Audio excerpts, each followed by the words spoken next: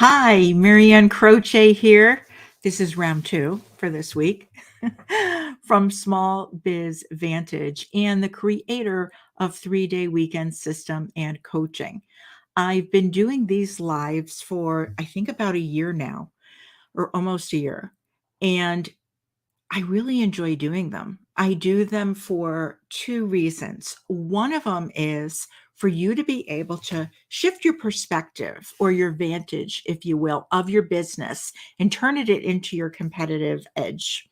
The second is for you to take an action item away each week and implement it into your business or even your personal life.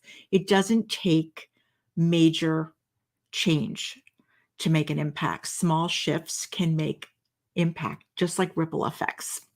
So, the question that I get asked most often when I meet people is, Marianne, who do you work with?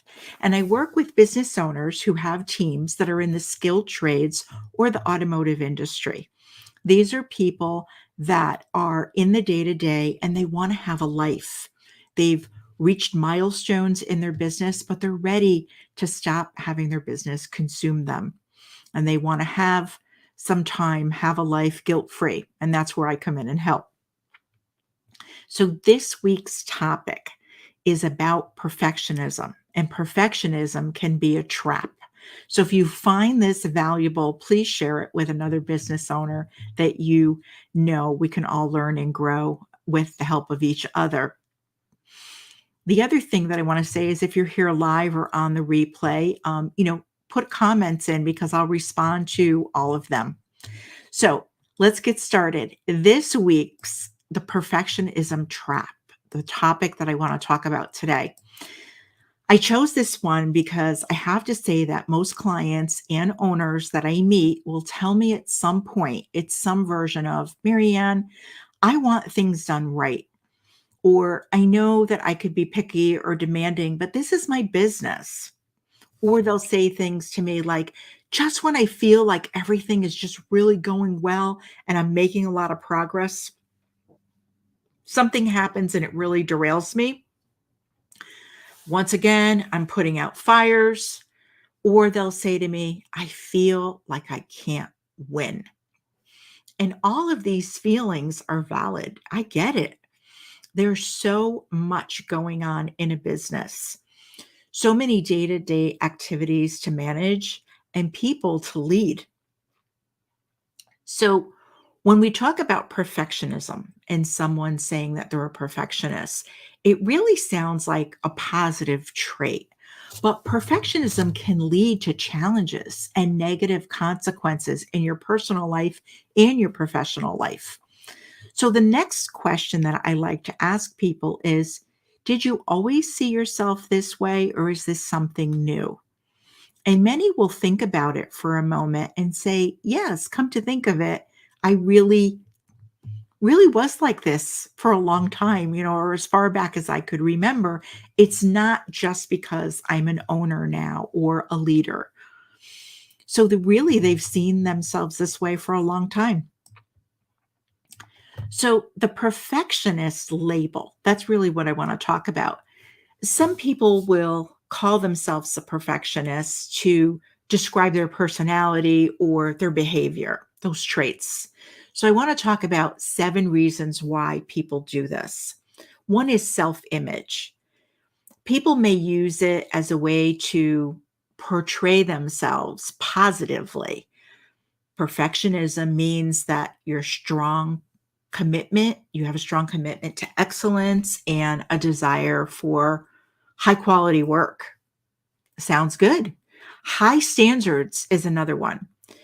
Perfectionists usually have exceptionally high standards for themselves and their work, and they may use that term to communicate their dedication and their attention to detail. They have a drive for success. That's the third one. Being a perfectionist can seem like a sign of ambition or drive to succeed, and they want to showcase their determinations to accomplish their goals. The fourth one is a coping mechanism.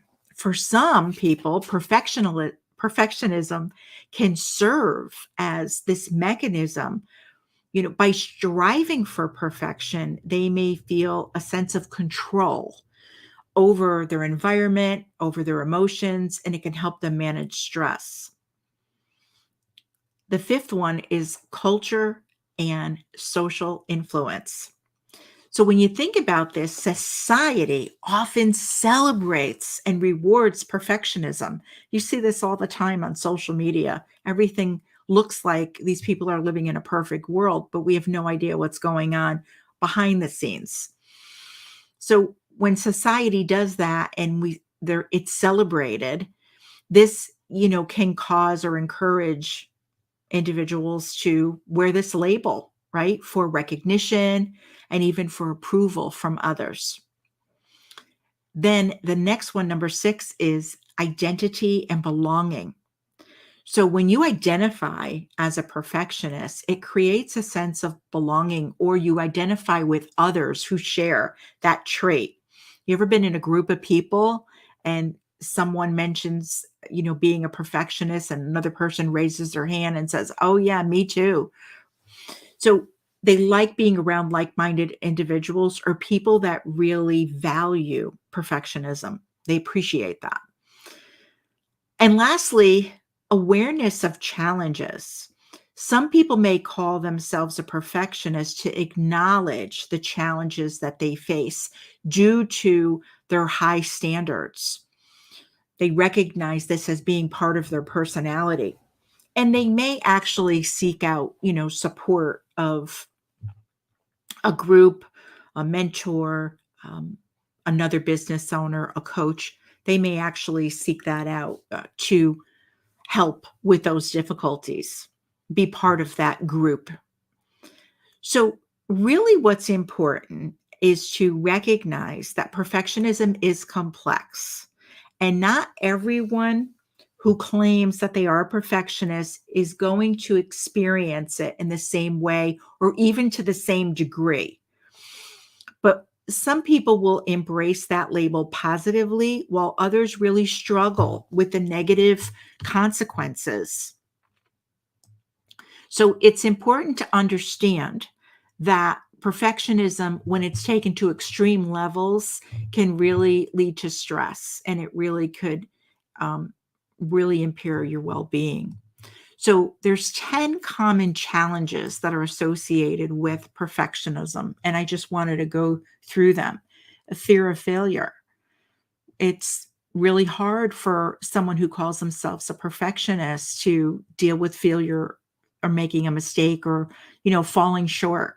And it'll prevent them from taking on tasks or trying new things. Procrastination. Due to this fear, a lot of times perfectionists may hesitate to start a project or a task until they feel completely and entirely confident that they can produce the great outcome. The third one here is reduce productivity. So when you're attempting to perfection on any level here, it can lead to spending excessive time and effort on tasks that really aren't going to make an impact. So your productivity can suffer as a result. Negative self-esteem. When perfectionists do not meet the impossible demands, the high standards that they set for themselves, they really may experience self-doubt and low self-esteem. And this can really affect them personally and professionally. Impaired relationships.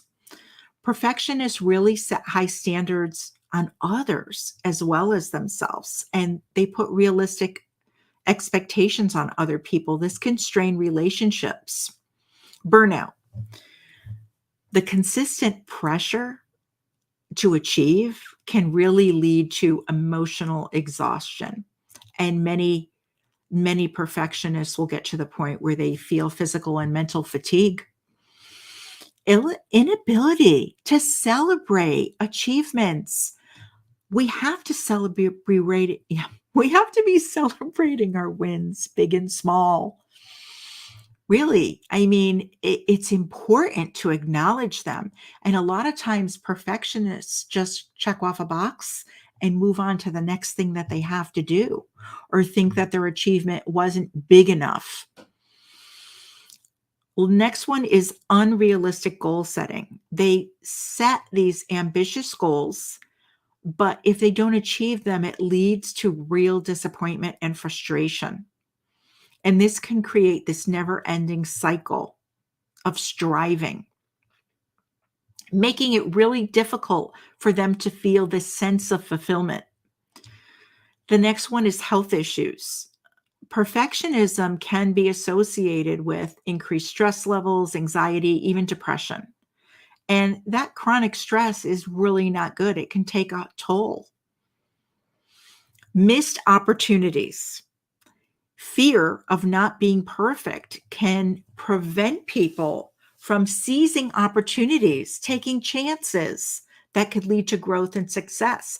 A lot of times they don't even realize them. They don't even see the opportunities that are right in front of them because the fear takes over.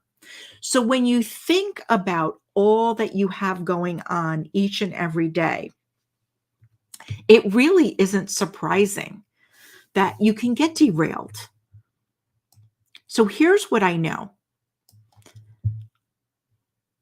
Getting derailed, challenges, things going wrong, it's just part of business and it's part of life. There's no such thing as being perfect. Overcoming perfectionism really involves learning to accept yourself and others with their imperfections, setting good, better, and best goals, and self compassion. I suggest that you consider seeking support from family, friends, another business owner that you know, a trusted advisor that you have in your toolbox, a coach, a mentor, a group that you belong to, a chamber group, another business owner, someone that can help you. So I want to leave you with a pro thinking tip. Don't aim for perfection. Be an example of professionalism. Aim to do and be your best, and then take the steps needed to grow into your best self. It's never too late. Tomorrow is a new day. You don't have to worry if you start. You don't have to worry about, oh, I wish I did it sooner. Start now. So I'm curious, how does perfectionism affect you, your family, and your team? So if you're on the live, that's great.